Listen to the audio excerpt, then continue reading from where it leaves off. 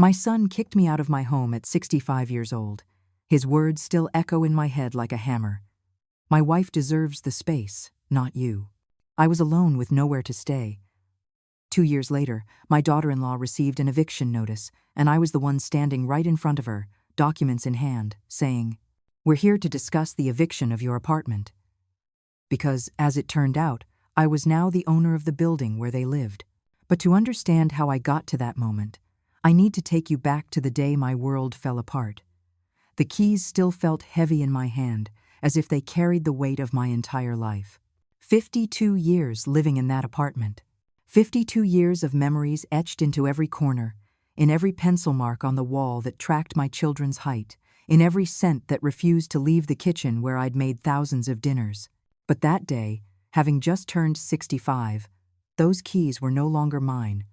My son, Michael, snatched them from me with a coldness I never imagined possible in someone who came from my own body. And next to him, with that calculated smile that always unsettled me, was her, Chloe, the woman who, in less than 2 years, had managed to erase me from my own son's life. The tone of his voice when he spoke those words split me in two. "Mom, you can't stay here anymore. My wife deserves this space, not you. We need privacy. We need to build our life without interference." Interference, that's what he called me. As if my presence was just a nuisance. As if all the sacrifices of a lifetime weren't even worth the right to a corner in the house I had maintained with the sweat of endless years. I tried to speak, to remind him of everything we'd been through together after his father died. But Chloe took his arm and whispered something in his ear. Whatever she said was enough. Michael looked away, unable to meet my eyes, and just pointed to the door. I don't know how I ended up on the street with my 2 suitcases. The world moved in slow motion as the front door closed behind me. 65 years old. A 65-year-old woman standing on the sidewalk, homeless, aimless, without any explanation that could calm the hurricane raging inside my chest. The neighbors who saw me leave just looked down. Some of them knew. Some had heard the arguments, Chloe's screams demanding I leave, Michael's weak justifications as he tried to convince himself he was doing the right thing. I walked for hours without direction. My legs ached, but the physical pain was nothing compared to the emptiness I felt. I sat on a park bench where I used to take Michael when he was a little boy. I remembered his laughter, his hugs, the way he'd run to me yelling "Mommy" every time he fell and needed comfort. That boy didn't exist anymore. In his place was a man who chose a manipulative woman over the mother who had raised him alone after being widowed. Chloe had entered our lives like a storm disguised as a breeze. At first, she seemed charming, polite, interested in the family. But I saw something in her eyes that unsettled me. A calculator running behind every smile. It started with subtle comments. "Ruth, what a pretty blouse, though maybe green isn't your color. Michael told me you loaned him money again."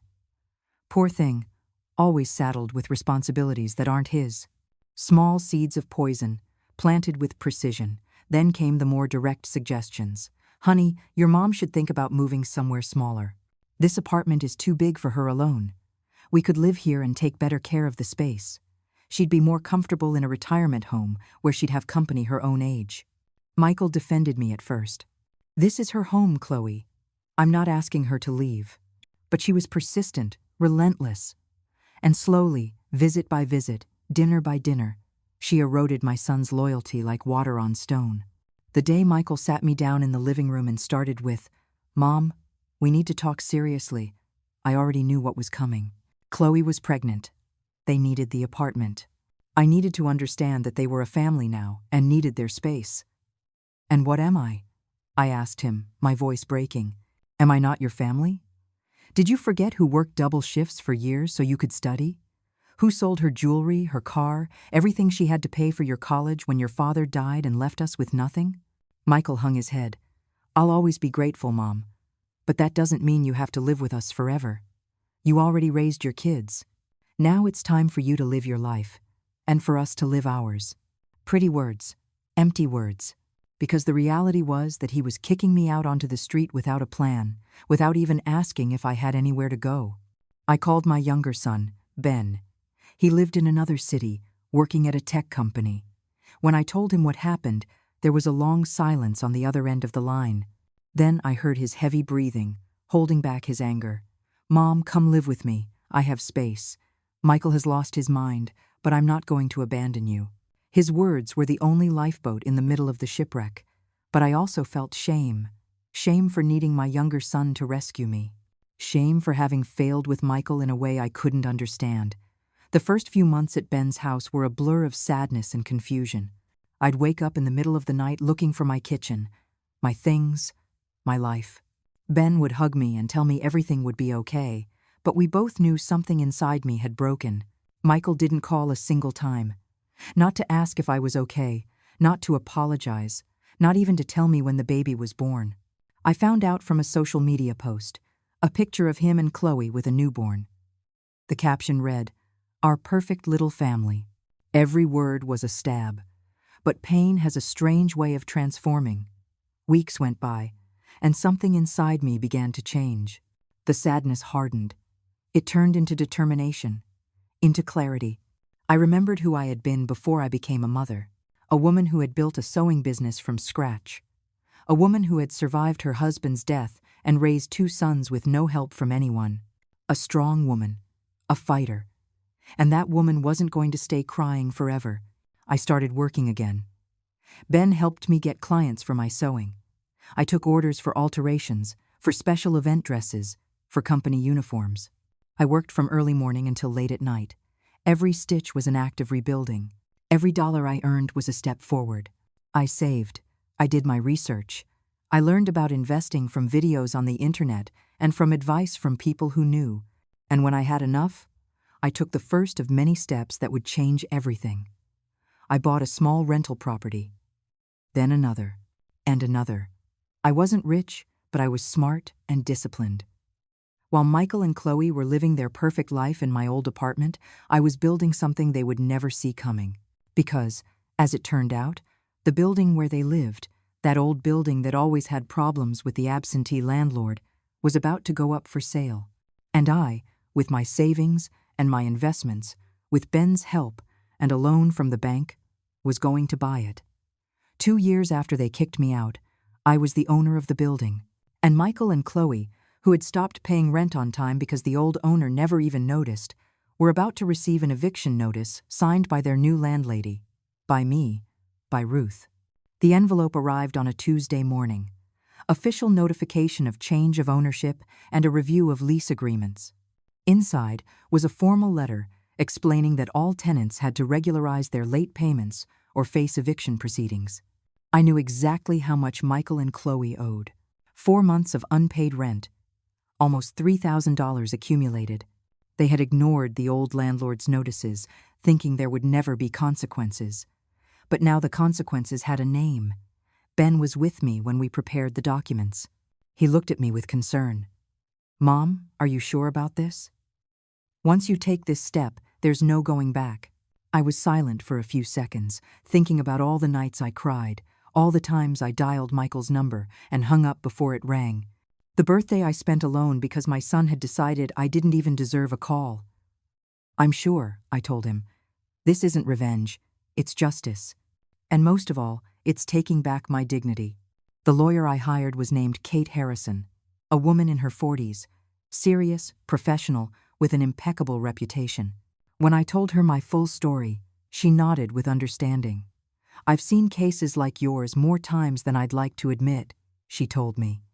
Children who discard their parents like old furniture, and then they're surprised when those parents turn out to be stronger than they thought.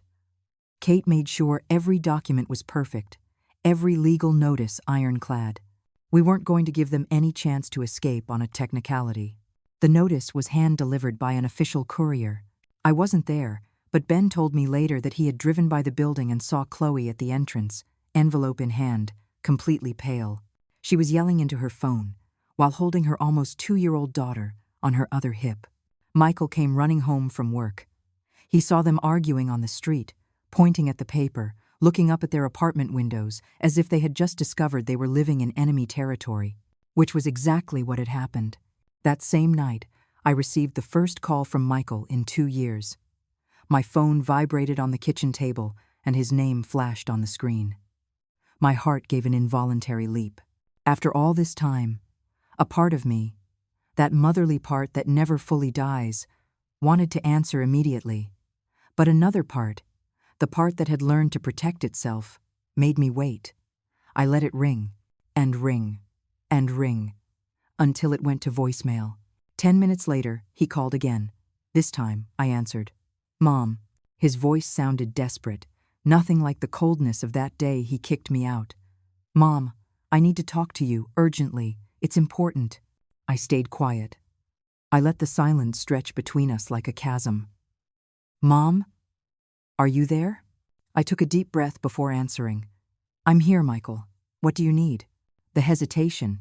"It's about the apartment. We got a notice.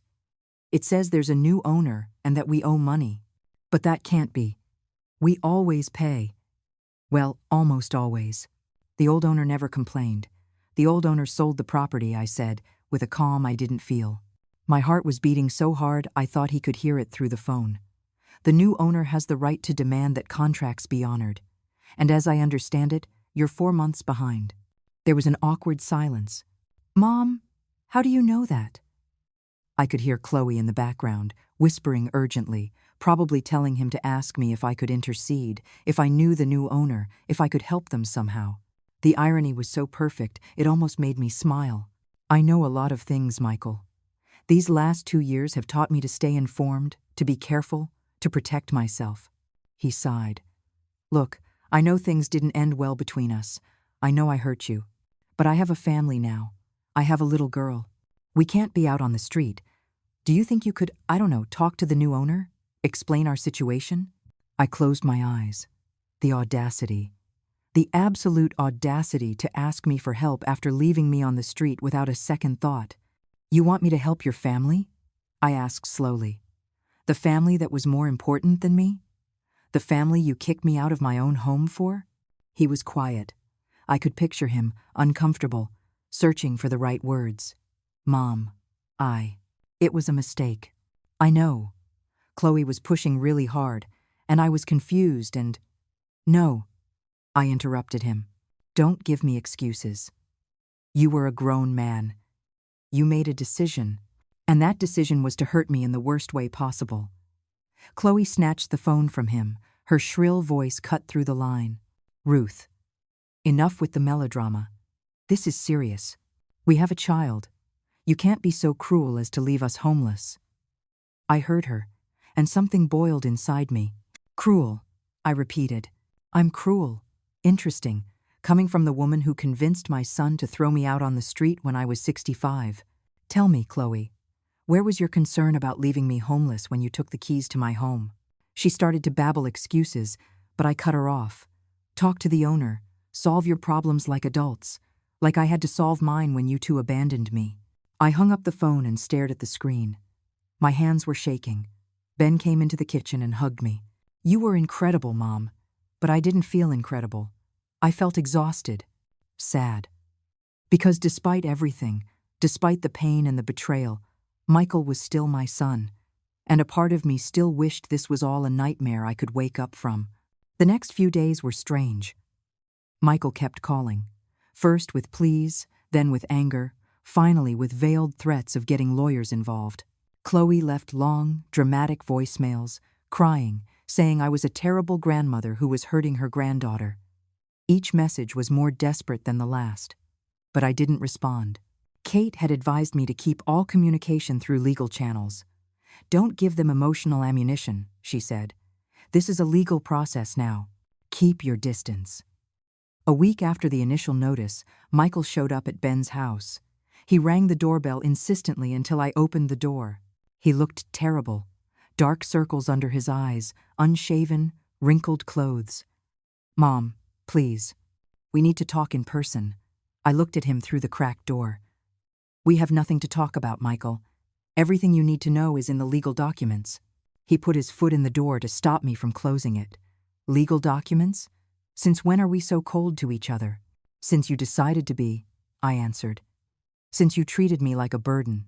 Since you chose your wife's manipulations over your mother's love." He shook his head. "I didn't choose that. I was just trying to keep the peace in my marriage. And what about peace with me? I asked. Did that not matter? My peace, my dignity, my home weren't worth anything. Michael opened his mouth to answer, but nothing came out because there was no answer that could justify the unjustifiable. Help us fix this with the owner, he said finally. Whatever it costs, we'll find a way to pay it. But we can't lose the apartment. I looked him straight in the eye. The apartment that was mine? The apartment where I raised you? That apartment? A confused blink. What are you talking about? I stayed silent for a few seconds, letting the tension build. Part of me wanted to tell him right there, to reveal the truth and see his face when he understood. But another part, the strategic part I had learned in these 2 years, knew it wasn't time yet. Talk to the owner, I repeated. Settle your debts. Face the consequences of your actions. Like I had to. I started to close the door, but he pushed it. Mom, wait. At least tell me you forgive me. Tell me I'm still your son. I looked at him, and I felt something break inside me. You will always be my son, Michael. But that doesn't mean I'm going to let you hurt me again. It doesn't mean I'm going to rescue you from the problems you created yourself. I closed the door, gently but firmly. I heard his footsteps walking away. That night, Kate called me. Ruth, we received a summons. Michael and Chloe hired a lawyer. They want to meet. They're proposing a meeting in a neutral place, a restaurant, to discuss the matter civilly before this goes to court. My stomach tightened. A restaurant. Something about that sounded strange. Kate sounded skeptical, too. It's unusual. Normally, this is done in offices. But technically, there's nothing illegal about their proposal. The decision is yours. I thought about it for hours. Ben warned me to be careful. Chloe is manipulative. This could be a trap. But a part of me, the part that still held a sliver of hope, wondered if maybe, just maybe, Michael genuinely wanted to fix things. Maybe he had finally seen the truth about his wife. Maybe he was truly sorry. Kate arranged the meeting for the following Friday. La Antigua restaurant. 7 o'clock in the evening. Table reserved, witnesses present, everything documented. As I got ready for that meeting, I took a pearl gray dress from my closet that I hadn't worn in years. I looked in the mirror and barely recognized the woman looking back at me. This wasn't the broken Ruth who had left her home with 2 suitcases. This Ruth had her shoulders back.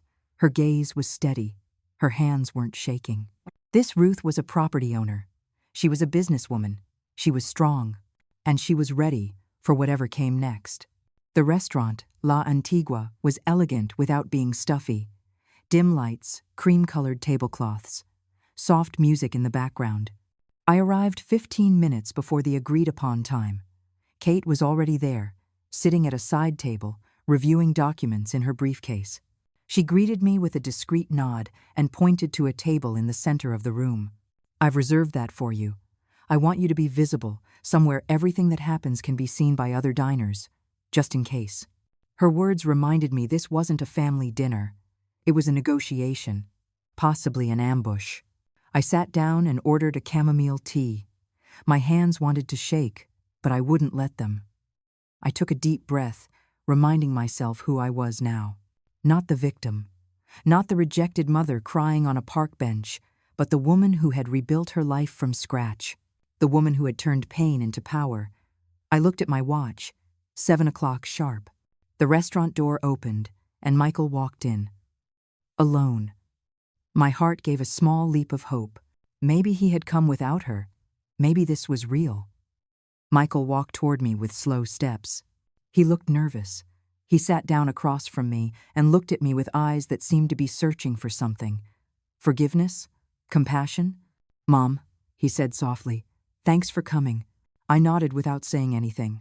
A waiter approached, and Michael ordered a coffee. The silence between us was dense, heavy with 2 years of unsaid words.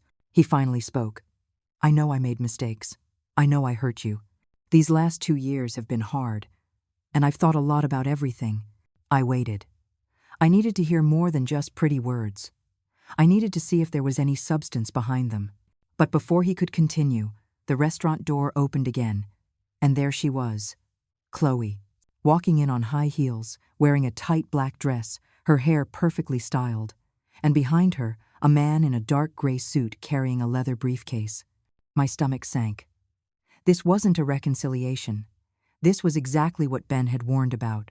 A trap. Chloe sat down next to Michael with a smile that didn't reach her eyes. "Ruth, so glad you could meet with us." The man in the suit sat beside her and placed his briefcase on the table. "Allow me to introduce myself. I'm Gregory Price, attorney for my clients." I looked at Michael, searching for any sign that this wasn't what it looked like. But he avoided my gaze, ashamed. Mr. Price opened his briefcase and took out several documents.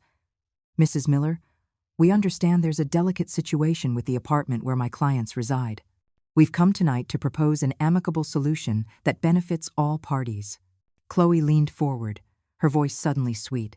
"Look, Ruth, I know we've had our differences, but now we have to think about little Mia. She's your granddaughter. Do you really want her to grow up knowing her grandmother left her family on the street?" The manipulation was so obvious it was almost laughable. Almost, because there was something darker under her words. Mr. Price continued, "We've prepared an agreement. If you intercede with the building's owner to forgive the debt and guarantee my client's tenancy in the apartment, they are willing to allow you to see your granddaughter regularly. Supervised visits, of course, to ensure a healthy environment." My ears were ringing. "Allow me? Supervised visits?" As if I were a threat. "And if I don't accept?" I said slowly. "What?" Chloe and Mr. Price exchanged a look. He pulled out another document. "Then we will be forced to file a restraining order. We have testimonies from neighbors who claim you have been harassing my client, showing up at her building uninvited, making threatening calls. Lies. All of it lies. But they were prepared. They had documents, supposed witnesses, a complete narrative designed to paint me as the villain." Michael finally spoke, his voice weak. "Mom, it doesn't have to be this way. Just help us with this, and we can go back to being a family." I looked at him, really looked at him for the first time that night, and I saw what I hadn't wanted to accept before. My son wasn't Chloe's victim. He was her accomplice. Maybe she had manipulated him at first, but now he was actively choosing to be on her side, actively choosing to hurt me again. The pain I felt was different from 2 years ago, deeper, more final. I sat in silence, looking at the documents on the table. Mr. Price interpreted my silence as weakness. "Mrs. Miller, be reasonable. You can't win this. Sign the agreement, and we can all move on." Chloe smiled, thinking she had already won. Michael stared at his hands, unable to face me. And in that moment, just when they thought they had me cornered, the restaurant door opened one more time. Ben walked in, his steps firm and confident. My younger son, my defender, the only one who never abandoned me. He walked up to our table and put his hand on my shoulder. "Good evening," he said, looking directly at Michael. "I see you started without me." Michael turned pale. "Ben, this isn't your business." Ben smiled, but there was no warmth in it. "Oh, but it is. It's completely my business when you're trying to extort my mother." Chloe tensed. "No one is extorting anyone. This is a civil negotiation." Ben sat down next to me. "Negotiation? Interesting word for emotional blackmail." He turned to Mr. Price. "You must be the lawyer. How convenient to have witnesses and documents prepared for this casual meeting." Mr. Price maintained his professional composure. "Young man, I don't know who you are, but this is a private conversation between—" "I'm her son," Ben interrupted. "The son who didn't abandon his mother on the street. And believe me, I know exactly what you're trying to do here." I drew strength from Ben's presence. I sat up straighter in my chair. "Mr. Price, isn't it? Allow me to explain something. I'm not signing anything. I'm not interceding with anyone. And I am definitely not going to be threatened in a restaurant with fake documents and made-up testimony." Chloe's fists clenched. "They're not fake. You have problems, Ruth. Everyone knows it. You're obsessed with ruining us." Her voice rose, drawing looks from other tables. "Careful," I said calmly. "We're in a public place, and every word you say can be used against you." It was then that Kate stood up from her table and walked over to us. "Good evening. I'm Kate Harrison, Mrs. Ruth Miller's attorney." Mr. Price's expression changed. He recognized the name. Kate was known in legal circles for never losing. She placed her own briefcase on the table. It seems there are some misunderstandings we need to clear up tonight. Chloe looked at Michael in a panic. This was not going according to her plan. Mr. Price tried to regain control. I don't see the need to involve more legal representation. This can be resolved between family. Kate smiled. Oh, but it's already resolved. At least the legal part is.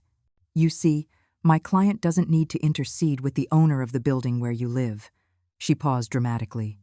Because she is the owner. The silence that followed was absolute. Michael looked at me in disbelief. What?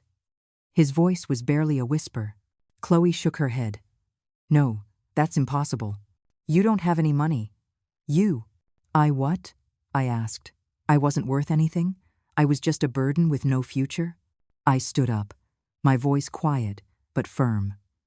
In these past 2 years, while you were living in my old apartment without paying rent, I worked, I saved, I invested, and I bought the entire building.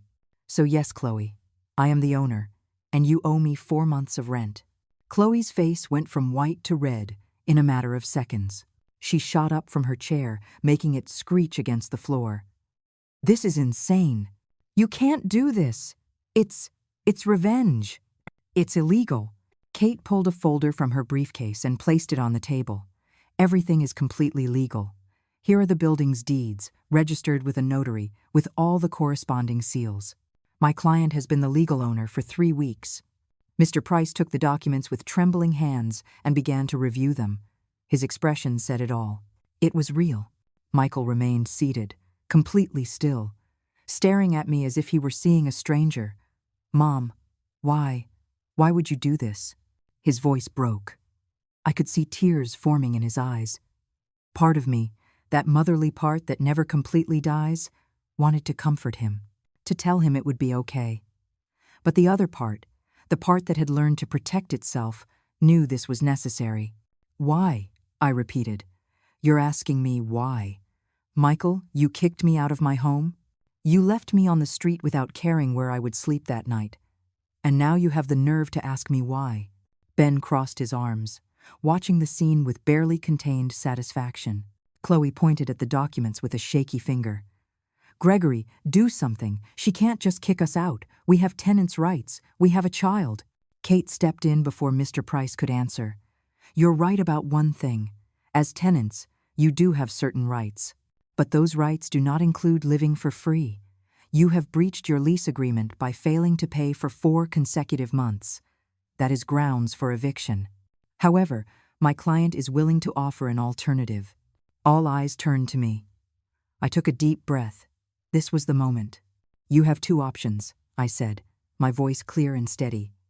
First option, you pay the 4 months of back rent plus the current month, $5,200 in total, and from then on, you make your monthly payments on time, without fail. If you agree to this, you can stay. Chloe opened her mouth to protest, but I stopped her with a gesture. Let me finish. Second option, you move out voluntarily within the next 30 days. I will give you that time to find another place without my starting a formal eviction process that would ruin your credit history. Michael looked at me with a mixture of pain and something that looked like respect for the first time in years. And that's it? Pay or get out? I nodded. That's it. The consequences of your actions. Nothing more, nothing less. Chloe exploded. This is ridiculous. We don't have $5,000. Where are we supposed to get that? I looked at her directly. I don't know, Chloe. Maybe from wherever you get the money for your perfect nails, your salon appointments every month, your designer handbags, or maybe from the money you should have been paying in rent for the last 4 months. Mr. Price tried to regain some professional control. Mrs. Miller, I understand there are personal resentments here, but surely we can reach a more flexible agreement. A payment plan, perhaps, considering your family. Kate answered for me. The law doesn't make exceptions for family ties. In fact, my client is being exceptionally generous by not initiating the eviction immediately. Other landlords wouldn't be so considerate, Ben added, especially not after how they treated her. Chloe turned on Michael, fury in her eyes. Are you just going to sit there and do nothing? Say something. Convince her. She's your mother. Michael finally reacted, but not in the way she expected. He turned to his wife with an expression of profound exhaustion. And what do you want me to say, Chloe? She's right. About everything. Chloe looked at him as if he'd slapped her. What? Michael ran his hands over his face. You were the one who insisted I kick her out. You were the one who convinced me we needed that apartment just for us. And you were the one who stopped paying the rent because the landlord never notices. The entire restaurant seemed to be silent, watching our family drama unfold. Chloe tried to take Michael's hand, but he pulled it away. I did all of that for us, she said, her voice shrill. For our family, for Mia. Michael shook his head. No, you did it because you wanted to control everything. And I was weak enough to let you. He turned to me. Mom, you have every right to hate us, to kick us out, to never forgive us, and I would understand. But I am begging you, give me a chance to fix this. For the first time that night, I saw something genuine in his eyes. Real regret, real pain. But I also knew that words were easy. Actions were what mattered. A chance to fix what, exactly, Michael? I asked. To pay the rent? Or to be my son again? He swallowed hard. Both. If you give me time, I'll find the money. I'll work double shifts if I have to. And I will prove to you that I can be the son I should have been all along. Chloe interrupted him, her voice rising with hysteria. Are you crazy? You're going to grovel in front of her after how she's treating us. It's us against her. We're a team. Michael looked at her with that new, clear-eyed expression. No, Chloe. We're in this mess because you made bad decisions, and I was dumb enough to follow you, but not anymore. He turned to Mr. Price. You can go. I no longer require your services. The lawyer packed his things quickly, clearly relieved to be out of this family drama. Kate looked at me, waiting for instructions. I nodded slightly. She pulled out another document. Very well. If Mr. Johnson is willing to pay the debt, we will need an agreement in writing. A structured payment plan with specific dates and clear consequences for non-compliance. Michael nodded. Whatever it takes, just give me a chance. Chloe stood up violently. If you're going to humiliate yourself like this, do it alone. I'm not going to beg. She grabbed her purse and stormed out of the restaurant, her heels clicking furiously on the floor. We all watched her go. No one tried to stop her. The silence that remained after her exit was strangely peaceful. Michael slumped in his chair, looking smaller and more vulnerable than I had seen him in years. I'm sorry, Mom. I'm sorry for everything. I'm sorry for kicking you out. I'm sorry for not calling for 2 years. I'm sorry for choosing wrong, over and over again. His voice broke completely. I'm so sorry I was such a bad son. Tears streamed down his face, unchecked. And for the first time since he'd kicked me out, I saw the boy he used to be, the son I loved, the man he could be, if he chose to change. I got up from my chair and walked over to him. For a moment, I considered hugging him, comforting that pain that was so evident. But I didn't.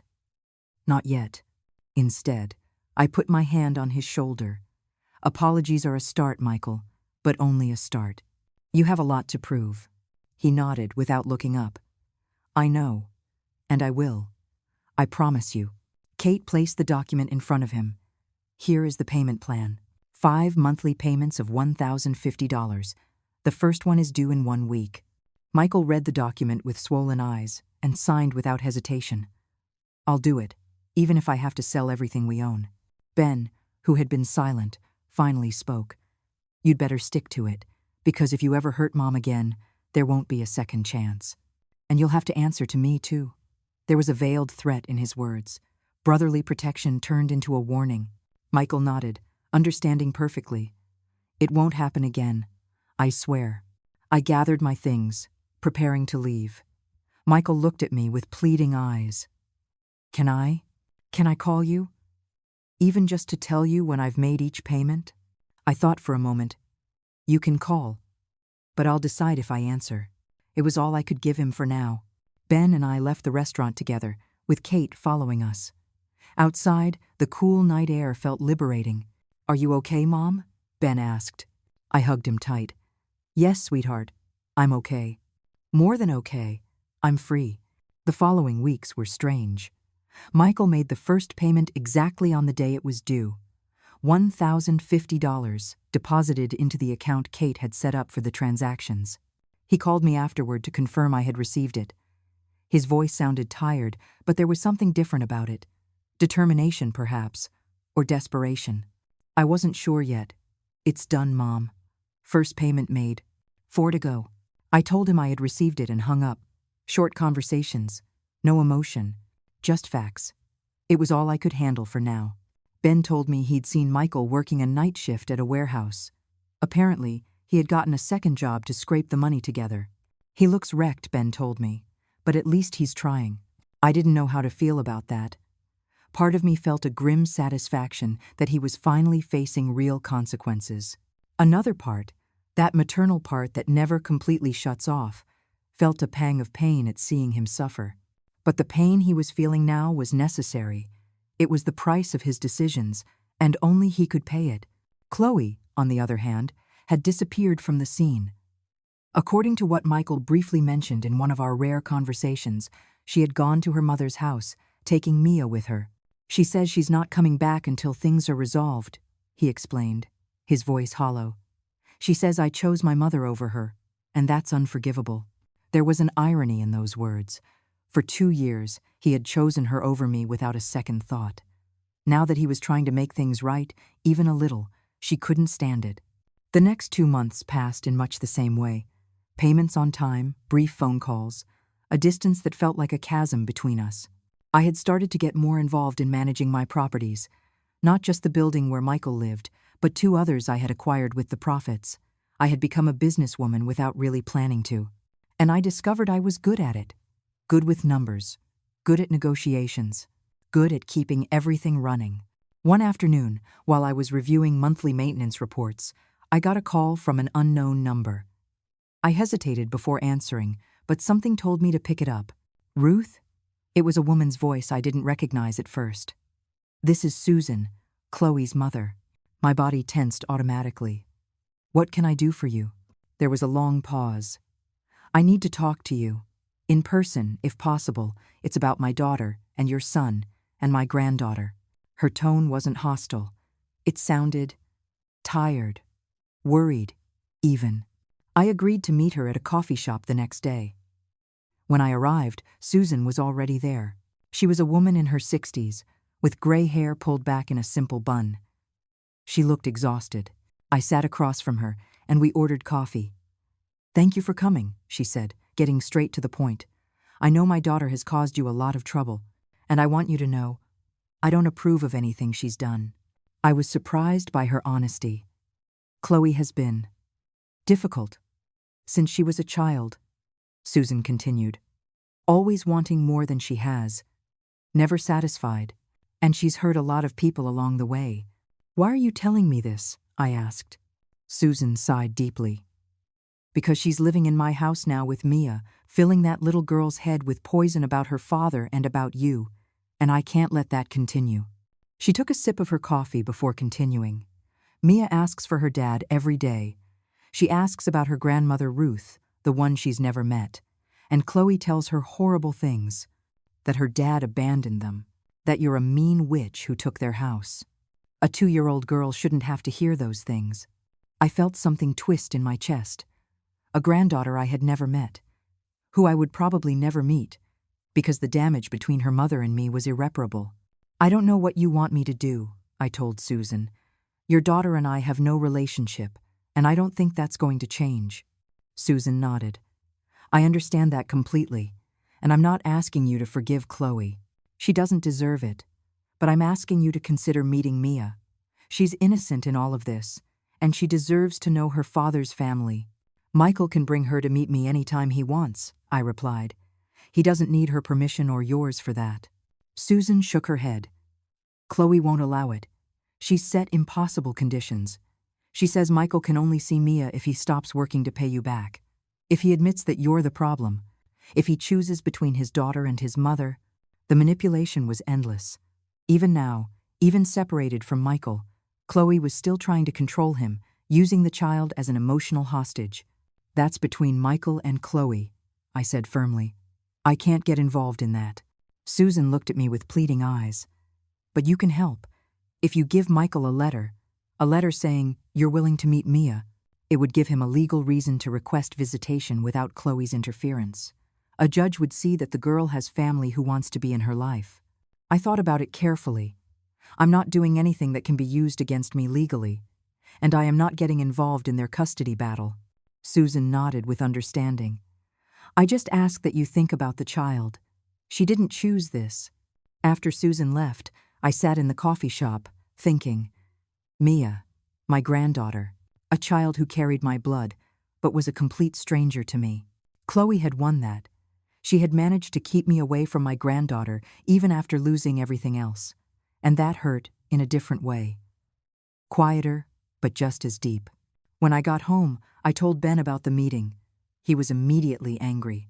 It's another manipulation, Mom. They're trying to soften you up, make you feel guilty so you'll give in on something. Maybe, I admitted. But it's also true that there's an innocent child caught in the middle of all this. Ben sat next to me. You are not obligated to fix the problems other people created. Michael is Mia's father. He has to fight that battle, not you. He was right, of course. But a grandmother's heart doesn't run on logic. It runs on love. And I had love to give to a granddaughter I'd never met. The problem was, giving that love meant possibly opening myself up to more pain. Michael's fourth payment arrived, on time like the others. This time, when he called to confirm, I mentioned the meeting with Susan. There was a long silence on the other end. She told you about Mia, he finally asked. Yes, I said. She told me you're not allowed to see her unless you break your agreement with me. I heard his heavy breath. It's true. Chloe says I have to choose. But I already made my choice, Mom. I chose to do the right thing for the first time in years. And if that means fighting to see my daughter through the courts, that's what I'll do. Have you spoken to a lawyer? I asked. Not yet, he admitted. I don't have any extra money for one. Everything is going to the payments and just surviving. I thought about that for a moment. My son, working 2 jobs, barely sleeping, fighting to correct his mistakes, while his wife punished him by taking away his child. Kate knows family lawyers, I said slowly. I could ask her if she knows someone who works on custody cases. Maybe someone who offers initial free consultations. Michael was quiet for so long I thought he'd hung up. You would do that for me? He finally asked, his voice thick. After everything I did to you, you'd help me with this? I closed my eyes. I'm not doing it for you. I'm doing it for Mia. She deserves to have her father in her life. And she deserves to know her grandmother. But Michael, this doesn't mean everything is forgiven between us. I know, he whispered. I know. But thank you, Mom. I spoke with Kate the next day. She knew a lawyer named Claudia who specialized in family law. She's excellent, Kate told me. And she has a soft spot for fathers who genuinely want to be in their kids' lives. I can arrange a meeting. I passed the contact information to Michael. 2 days later, he called to tell me he had spoken with Claudia and she was taking his case. They were going to file for a formal visitation schedule. She says, I have a good case, he told me, hope in his voice. Especially since I have stable employment and I'm meeting my financial obligations. The next few weeks were a whirlwind of legal documents and preliminary hearings. Michael kept me informed of everything, not because I asked, but because he seemed to need to share it with someone. Ben didn't approve of me getting so involved. You're letting yourself get dragged back into their drama, he warned. But I knew this was different. I wasn't being manipulated. I was consciously choosing to help, not for Michael, not for Chloe, but for a child who deserved better than all of this. Finally, the day of the custody hearing arrived. Michael asked me to come for moral support. I hesitated, but something in his voice, a genuine vulnerability I hadn't heard before, convinced me. Ben came with me. If I'm going to let you do this, he said, I'm going to be there to make sure no one takes advantage of you. We arrived at the courthouse early. Michael was already there with Claudia, looking nervous but determined. The courtroom was cold and formal. Beige walls, hard chairs, an atmosphere that made everything feel heavier. Chloe arrived 15 minutes late with her own lawyer, an older man carrying a worn-out briefcase. She saw me sitting behind Michael, and her expression twisted into pure fury. "What is she doing here?" she demanded loudly. The judge, a man in his 50s with thick glasses, looked at her with disapproval. "Ma'am, control your tone. This is my courtroom." Chloe sat down abruptly, glaring at me every few seconds. Her lawyer tried to calm her by whispering in her ear, but she was clearly out of control. Claudia presented Michael's case with clarity and professionalism.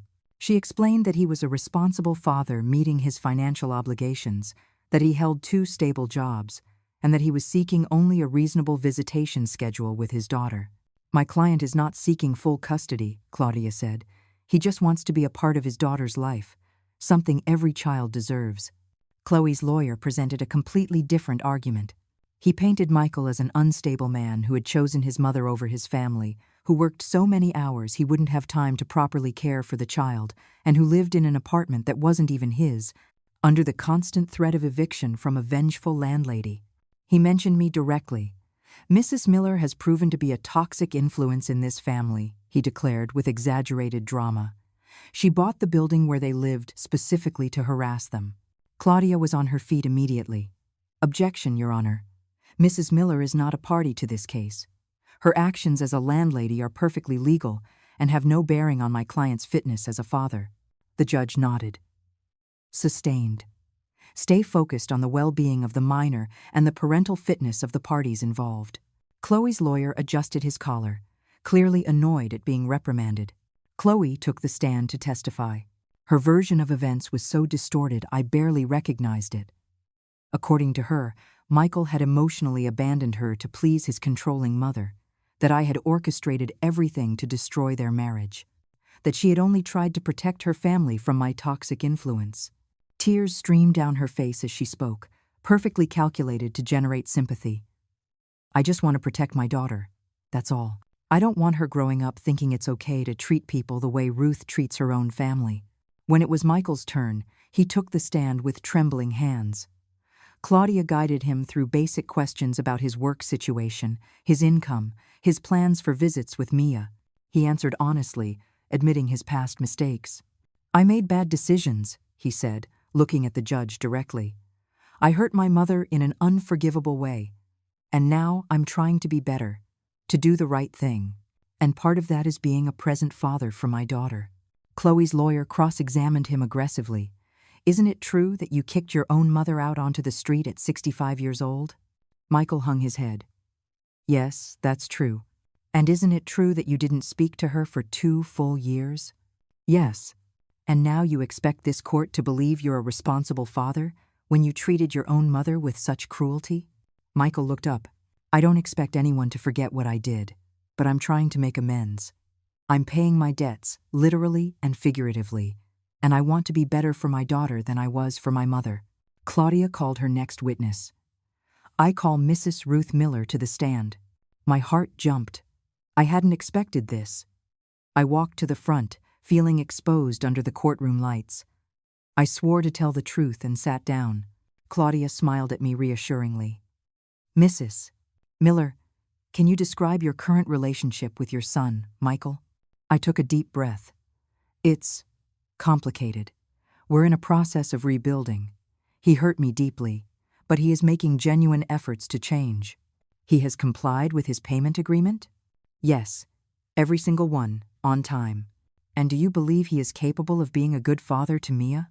The question caught me off guard. I looked at Michael, who was watching me with pleading eyes. I thought about all the ways he had failed me. But I also thought about the man who was working 2 jobs to pay his debts. The father who was here, fighting for his daughter instead of giving up. "I believe he's learning," I said finally. "And I believe Mia deserves to have her father in her life, as long as he continues to prove he can be reliable." Chloe's lawyer approached for the cross-examination with a malicious smile. "Mrs. Miller, isn't it true that you bought the building where my client lives specifically to get revenge on her and your son?" I looked at him directly. "I bought the building as an investment. A smart investment that has turned out to be profitable. If my son and his wife lived there, that was a coincidence." "A coincidence," he repeated, skeptical. You expect this court to believe it was a coincidence? I expect this court to recognize that my financial decisions are legal and are not relevant to Michael's ability to be a father. Aren't you using the apartment as leverage to control your son? Claudia stood up. Objection. Speculation. The judge nodded. Sustained. Rephrase. The lawyer sighed in frustration. You've threatened to evict your son if he doesn't meet your demands? I have only asked that he pay his back rent, I said calmly, as any landlord would with any tenant. There's nothing personal about it. It's just business. Business. With your own son. Yes, I said firmly. Because he needs to learn that actions have consequences. And so far, he's learning well. I was permitted to step down. As I returned to my seat, Ben squeezed my hand. You did perfectly, Mom, he whispered. The judge called a 30-minute recess to review all the information. We stepped out into the hallway. Michael approached me shyly. Thank you. For what you said in there. For saying I could be a good father. I looked at him. I said, you're learning. That's not the same as saying you already are. You still have a lot to prove. He nodded. I know, but I'm going to, I promise. Chloe saw us talking and stalked over, furious. Of course, you're in this together. This was a plan all along. The two of you against me. Michael turned to her. Chloe, this isn't about you. It's about Mia. She needs her father. What she needs, Chloe spat, is to be far away from your toxic family. Especially that woman. She pointed at me with contempt. Ben took a step forward. But I stopped him with a gesture. It's not worth it, I told him quietly. The judge called us back in. We all returned to our seats. The judge reviewed his notes for a moment that felt like an eternity. Finally, he spoke. I have carefully reviewed all the evidence presented. It is clear to me that both parents love their daughter. However, it is also clear that there are significant issues in the family dynamic that need to be resolved. He looked directly at Chloe. Ma'am, using a child as a weapon against the other parent is unacceptable. Children need healthy relationships with both parents when possible. Then he looked at Michael. Sir, you have demonstrated a genuine effort to improve your situation. Your consistent payments and stable employment are points in your favor. However, the recent instability in your personal life is a concern. Finally, the judge announced his decision. I am granting supervised visitation initially. The father will have the right to see the minor twice a week, for 2 hours each visit, at an appropriate supervision center. After 3 months, we will review the situation and consider unsupervised visitation if all goes well. Chloe jumped to her feet, yelling, This is unfair. He doesn't deserve to see her. The judge slammed his gavel. Ma'am, control yourself, or you will be removed from my courtroom. The decision is made. Chloe stormed out of the room, furious, followed by her lawyer, who was trying to calm her down. Michael sat there, processing the partial victory. Claudia gave him a pat on the shoulder. It's a good start. Now you just have to prove you can be consistent. Outside the courthouse, Michael hugged me. It was awkward at first. My body tensed automatically. But slowly, very slowly, I let my arms circle around him too. Thank you, Mom, he whispered against my shoulder. For everything. I gently pulled away. Now comes the hard part. You have to be the father you said you'd be. He nodded with determination. I will be. I promise. The following months brought a new, strange routine. Michael religiously attended his supervised visits. Every Tuesday and Thursday at 4 o'clock in the afternoon, he would arrive at the supervision center with toys, books, and healthy snacks for Mia. He would tell me about each visit with an enthusiasm that reminded me of the boy he used to be. We built a tower with blocks today, he'd say. It fell over 3 times, but she just laughed every time. Or, she said Daddy clearly today. Not Dada or Da. Full-on Daddy. I could hear the pride in his voice. The 5th and final payment arrived, exactly on time. When Michael called to confirm, his voice sounded different, lighter. It's done, Mom. The debt is paid in full. There was a pause.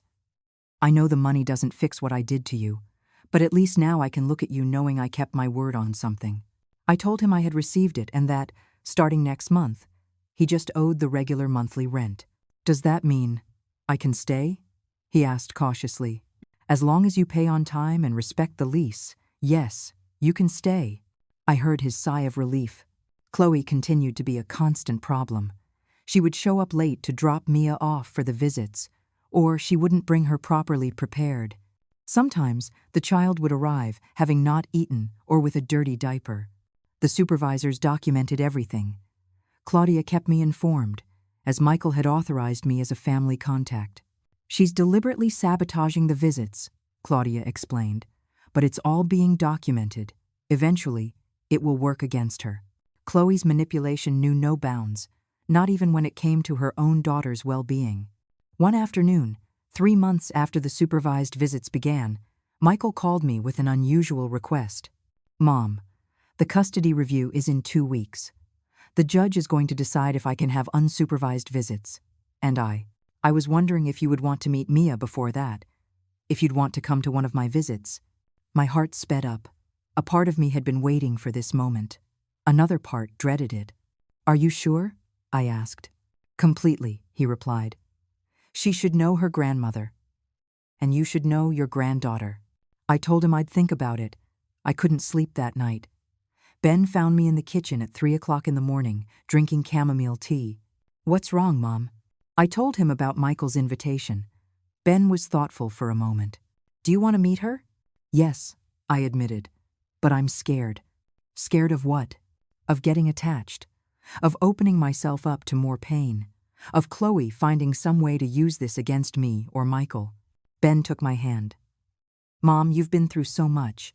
But don't let fear take away your chance to know your granddaughter. She's innocent in all of this." 2 days later, I was standing in front of the supervision center, as nervous as a teenager. Michael was waiting for me at the entrance. "Thank you for coming," he said, hugging me briefly. We walked in together. The visitation room was colorful and full of toys, and there, in the middle, was a little girl with curly dark hair playing with a dollhouse. My granddaughter. Mia looked up when we walked in and ran to Michael. "Daddy!" She hugged him with all the force her tiny arms could manage. Then she looked at me with curiosity. "Who's that?" Michael knelt to her level. "Mia, this is someone very special. This is your daddy's mom. She's your Grandma Ruth." Mia studied me with big, dark eyes that reminded me so much of Michael when he was little. "Grandma?" she repeated, testing the word. I knelt to her level, not caring about the ache in my knees. "Hello, Mia. I've waited a very long time to meet you." She smiled shyly. "I have another grandma, too. Grandma Susan." "I know," I said. "And aren't you lucky to have 2 grandmas who love you very much?" Mia took my hand and pulled me toward her play area. "Look at my house," she said, pointing to the dollhouse. We spent the next hour playing together. She showed me every toy, told me make-believe stories about her dolls, and laughed when I made silly voices for the characters. She was perfect. Absolutely perfect. And every minute with her filled a void in my heart I didn't know I had. Michael watched us with a quiet smile, letting us get to know each other at our own pace. When the visit was over, Mia hugged me. "Are you coming back, Grandma?" Her words melted me. "Yes, sweetheart, I'm coming back." Chloe arrived to pick her up, 20 minutes late as usual. When she saw me, her expression hardened. "What are you doing here?" Michael stepped in. "She has a right to know her granddaughter." The center approved it. Chloe grabbed Mia's hand roughly. "Let's go, Mia. Now." The little girl resisted. "But I want to stay with Grandma Ruth." "No," Chloe said sharply. "We're leaving. Now." She dragged her away, crying. The supervisors documented the entire thing, including Chloe's behavior and Mia's tears. "This doesn't look good for her," one of them told me discreetly. "She's putting her own feelings above the child's well-being." Over the next 2 weeks, I went to 4 more visits with Michael and Mia. Each time, our bond grew stronger. She would wait for me with excitement, run into my arms, and call me Grandma without hesitation. And I was falling in love with that little girl more than I thought possible. The day of the review hearing arrived. This time, Michael explicitly asked me to be there. "I need your support, Mom. It gives me strength knowing you're there." Ben came too. As always, my silent protector. The judge reviewed the supervisor's reports. "Mr. Johnson, the reports are excellent. You've shown yourself to be consistent, loving, and appropriate in all your interactions with the minor. The supervisors recommend you be granted unsupervised visitation." Michael held his breath. The judge continued. "However, there are concerns about the mother's behavior during the exchanges. Several incidents of tardiness, the child's improper condition upon arrival, and inappropriate comments made in front of the child." Chloe stood up. "That's a lie. They're all against me." The judge looked at her severely. "Ma'am, these are official reports from trained professionals. Sit down." Chloe obeyed, but her fury was palpable. "Therefore," the judge announced, "I am granting unsupervised visitation. The father will have the right to have the minor on alternating weekends, from Friday at 6 o'clock in the evening until Sunday at 6 o'clock in the evening. In addition, one weeknight afternoon for 4 hours." Michael closed his eyes, and I could see tears escaping. He had won. He had actually won. Furthermore, the judge continued, "Given that the paternal grandmother has established a positive relationship with the child, she is also authorized to be present during the father's visitation time, should they so choose." Chloe exploded. "No, that woman is not going to be near my daughter." The judge slammed his gavel. "My decision is final. If you continue to interfere with the visitation schedule or engage in parental alienation, we will review primary custody. Have I made myself clear?" Chloe sank into her chair, defeated for the first time. We walked out of the courthouse, and Michael hugged me tight, crying openly. "We did it, Mom. We did it." Ben hugged us both. For the first time in years, I felt something like family peace. The first weekend Michael had Mia unsupervised, he came to visit me. He rang the doorbell, and when I opened it, there was my granddaughter with a princess backpack and a radiant smile. Grandma Ruth. She launched herself into my arms. We spent the day baking cookies, reading stories, and drawing with crayons. Michael watched us with something that looked like awe. "I never thought we'd get here," he told me, as Mia colored at the table. "After everything that happened." "Me neither," I admitted. "But here we are." He was quiet for a moment. "Do you think you'll ever be able to forgive me completely? Not just tolerate me, but really forgive me?" I looked him in the eyes. "Michael, forgiveness isn't something that happens in a day. It's a process. And you've taken enormous steps. You've paid your debts. You've fought for your daughter. You've shown real change. That counts. That matters. But is it enough?" he asked. "I don't know yet," I answered honestly. "But we're going in the right direction." That night, after Michael and Mia had left, I sat in my living room, looking at the pictures I had taken during the day. Mia blowing flour. Mia with chocolate on her nose. Mia hugging me tight. My phone buzzed. It was a text from Michael. A picture of Mia, fast asleep, clutching a storybook I had given her. The message read, "She asked me to read the story about the brave grandma 3 times before bed. She says she wants to be like you when she grows up." Me too. I read the message 3 times. He hadn't said "I love you" in more than 3 years. I didn't reply right away. I took my time, because some words need space to breathe before they're answered. Finally, I wrote, "I love you too, Michael, and I'm proud of the man you're becoming." I hit send. It was true. Not everything was forgiven, not everything was healed, but we were building something new on the ruins of what had been broken. And maybe, for now, that was enough. 3 months passed in a sort of uneasy but functional truce. Michael continued to meet his obligations. He paid his rent on time, the first of every month. His visits with Mia were consistent and full of love, and slowly, our relationship began to heal. It wasn't what it had been before Chloe entered our lives, but it was something new, something built on a more honest, less naive foundation. I had learned to set boundaries. He had learned to respect them. Chloe, however, wasn't giving up. She continued to create problems whenever she could, arriving late for the drop-offs, sending Mia without the right clothes. One time, she deliberately sent her sick and then tried to accuse Michael of negligence. But every action was documented, and every document strengthened Michael's case. Claudia had explained that eventually this behavior could result in a custody modification. "It's just a matter of time," she told me. "She's digging her own grave." One Saturday afternoon, while Mia was playing in the park with Ben, Michael and I sat on a nearby bench. There was something different about him, a tension I hadn't seen in weeks. "Mom, I need to talk to you about something important," he began. My stomach clenched automatically. After years of bad news, my body was conditioned to expect the worst. "Chloe wants to come back," he blurted out. The words fell between us like stones. "She says she's been going to therapy, that she's changed, that she wants us to be a family again." Michael ran his hands through his hair, a stress habit he'd inherited from his father. I don't know what to do. Part of me thinks about Mia, that she deserves to have her parents together. But another part remembers everything. The manipulation, the lies, how she convinced me to kick you out. And I'm scared of falling back into the same trap. I looked at him directly. "Michael, I can't make that decision for you, but I can tell you this. Don't stay with someone just for Mia. Children don't need parents who are together. They need parents who are healthy. And if going back to Chloe means going back to being the person you were, then you're not helping anyone."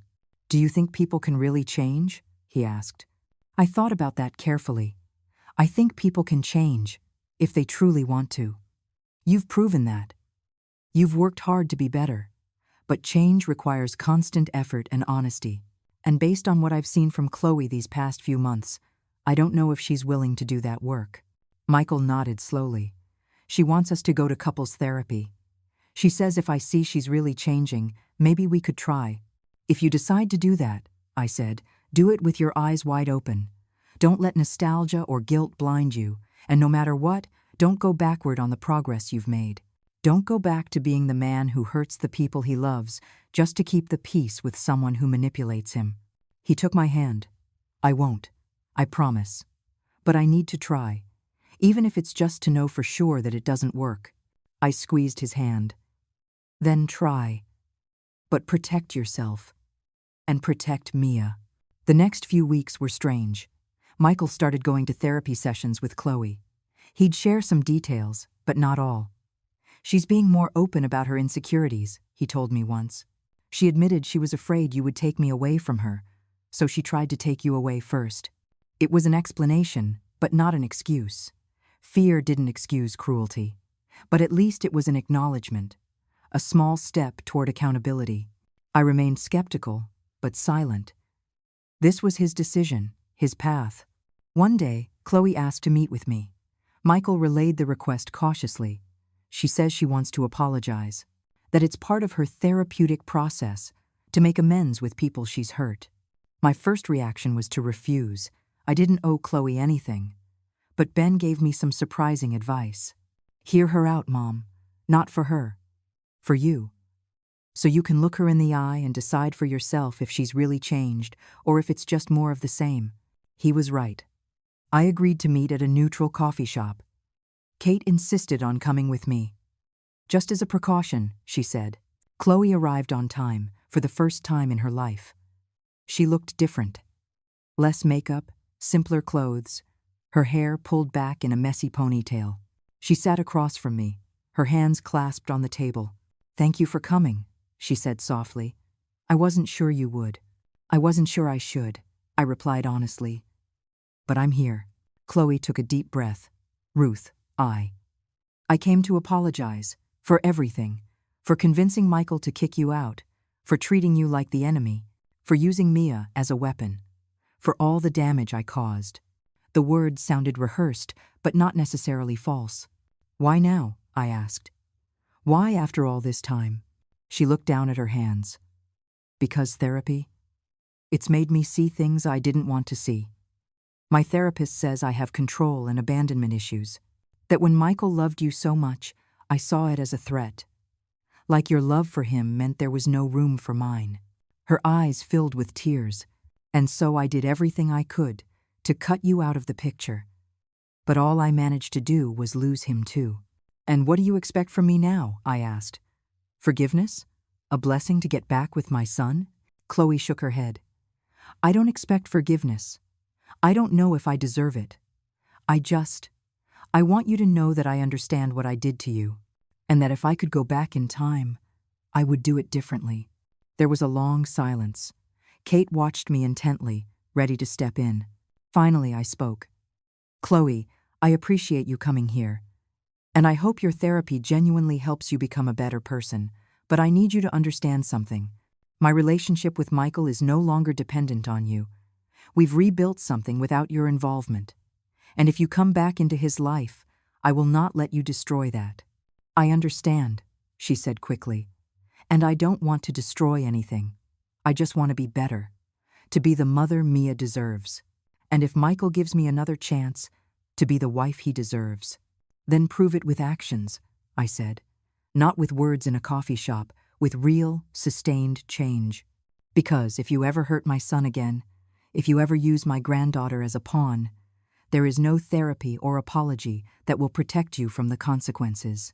She nodded, genuinely intimidated for the first time. I will. I promise. I stood up to leave. Chloe stood up too. Ruth, one more thing. I know Mia loves you. And as much as it pains me to admit it, that's good for her. Having more people love her can only be a good thing. It was the most mature thing I had ever heard her say. Take good care of her, I said. She's a special little girl. I know, Chloe replied. And I'm going to try to be the mother she deserves. The mother I didn't have. I walked out of that coffee shop not knowing what to think. Was her change real? Or was it just a more sophisticated manipulation? That night, I told Michael about the meeting. Do you think she's genuine? He asked me. Time will tell, I said. But Michael, if you decide to give her another chance, do it carefully. Don't let your fear of being alone or your desire for a traditional family make you ignore the warning signs. I won't, he promised. I've learned that lesson the hard way. 2 weeks later, Michael told me he'd decided to give Chloe a supervised chance.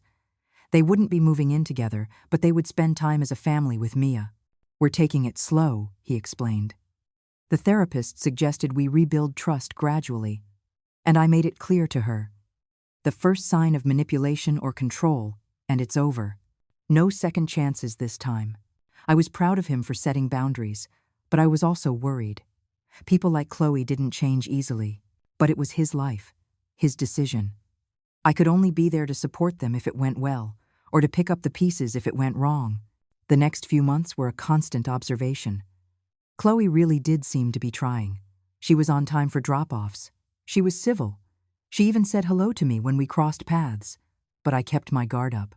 I had learned that the most effective manipulation is the kind you don't see coming. One afternoon, while Mia and I were baking in my kitchen, she said something that sent a chill down my spine. Grandma, Mommy says that if Daddy comes home, everything will be happy forever. Subtle pressure, manipulation through an innocent child. I told Michael what Mia had said. His expression darkened immediately. I specifically told her not to involve Mia in this, that the child shouldn't feel any pressure about our relationship. He had a serious talk with Chloe that night. He called me afterward. I made it clear. If she ever uses Mia to manipulate me again, it's done. She cried and said it was unintentional, that she was just excited about the possibility of reconciling. But I warned her, there are no more slips. 3 more months passed. Michael and Chloe continued their slow process of rebuilding, but I noticed something in my son, a constant tension, a happiness that didn't quite reach his eyes when he talked about her. One night, he came to visit me alone, without Mia. He sat in my living room and just stared at the wall. What's wrong, son? I asked, sitting down beside him. He sighed, a deep, weary sound. I think I'm making a mistake. Mom, I think I'm trying to force something that died a long time ago. What makes you say that? I asked gently. Everything, he said, his voice tired. I'm with her, and I feel like I'm acting, trying to be the version of me she needs instead of just being me. And I realize that's how it always was. I was always trying to keep her happy, to avoid her explosions, to walk on eggshells. The therapy helped, yes. She's less explosive. But the fundamental dynamic, it hasn't changed. I'm still afraid to say what I really think. He took my hand. And then I come here with you, and I can breathe. I can just be myself, without fear, and I wonder, Why am I fighting so hard for something that makes me feel so trapped? I squeezed his hand. Michael, only you can decide what's right. But I'll tell you this. Mia doesn't need her parents to be together if one of them is miserable. Kids feel that. It's better to have two happy, separate parents than two miserable ones who are together. He nodded slowly. I know. And I think I've made my decision. I just needed to hear it out loud. A week later, Michael ended things with Chloe for good. According to him, she took it better than expected. I think she felt it too, he told me. The therapy helped her see herself more clearly, and she admitted that maybe we were forcing something that wasn't there anymore.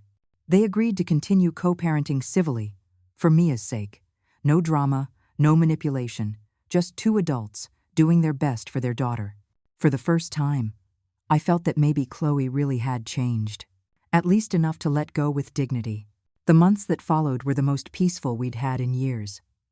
Michael blossomed without the constant pressure of maintaining a broken relationship. He moved into a new apartment, smaller but his own. He continued to pay his rent in my building until the lease was up. Always on time, always responsible. Mia split her time between both parents and seemed genuinely happy. And I, for the first time, in a long, long time, felt like I had a family again. Not the one I had imagined, but a real one, built on truth and effort. One Sunday afternoon, almost a year after that meeting in the restaurant, my whole little family was gathered at my house. Michael, Ben, Mia, and me. We had made a big dinner, and the house was filled with laughter and conversation. Mia ran between us, her endless energy lighting up every room. At one point, Michael came up to me in the kitchen while I was getting dessert. Mom, there's something I need to tell you. I turned to him. I'm listening. These last 2 years, they've been the hardest of my life, he began. But they've also been the most important. They taught me who I really am. They taught me the value of responsibility. And most of all, they taught me that real love isn't the kind that always makes you comfortable. It's the kind that challenges you to be better. His eyes filled with tears. And you gave me that, Mom. When you cut me out, when you made me face real consequences, you gave me the greatest gift. You gave me the chance to grow up. He hugged me. Hard. I'm sorry I had to fall so low to learn that. I'm sorry for all the pain I caused you. But I want you to know, every single day, I'm working to be worthy of your forgiveness. And if it takes me the rest of my life to prove it, I'll do it. I hugged him back, letting my own tears fall freely. You've already shown me, son. You're already the man I always knew you could be. We stood there for a long moment, healing old wounds with every second of closeness. That night, after everyone had gone home, I sat on my balcony, looking out at the city. I thought about the journey I'd been on. From that 65-year-old woman on the sidewalk with 2 suitcases, feeling like her life was over, to the woman I was now. A building owner, an active grandmother, a mother to 2 sons who loved and respected her, the woman who had refused to be a victim and had chosen to be a survivor, and then a success. My phone buzzed. It was a text from Michael, a picture of Mia, fast asleep, clutching a storybook I had given her. The message read, she asked me to read the story about the brave grandma 3 times before bed. She says she wants to be like you when she grows up. Me too. I smiled, looking at the photo. Mia. My reason for pushing forward when all seemed lost. My unexpected gift, born from so much pain. I replied, tell her she's already brave. That we all are, when we choose to love in spite of fear. I put my phone down and closed my eyes, feeling the night breeze on my face. I had started this story as a woman discarded, treated as disposable by her own son. I had experienced betrayal, humiliation, and loneliness, but I had refused to stay in that place. I had worked, I had invested, I had fought, and not for revenge, though maybe it felt like that at the time, but for dignity. To prove to myself that I still had value, and in the end, I didn't just get my dignity back. I got my son back. I gained a granddaughter. I strengthened my bond with Ben. I built a small empire that was all my own. And more important than all of it, I found something I had lost a long time ago. Respect for myself. The woman who walked into that restaurant to face her manipulators was strong. But the woman sitting here now, at peace with her past and excited for her future, was invincible. Because I had learned the most important lesson of all. No one can take away your worth unless you let them. No one gets to define your story but you. And when life knocks you down, takes everything, and leaves you on the sidewalk with nothing, you have two choices. Stay there, crying for what you lost, or stand up, brush yourself off, and build something even better. I chose the second one, and that choice changed everything. I walked back inside my house, my home that no one could ever take from me now, and got ready for bed. Tomorrow would be another day. Another day of managing properties, of watching Mia when it was my turn, of continuing to build this new life I had created from the ashes. And as I closed my eyes, I smiled. Because the woman who was kicked out of her life all those years ago was gone, and in her place, someone stronger, wiser, and absolutely unshakable had been born. That woman was me, and no one, ever again, would make me feel like anything less.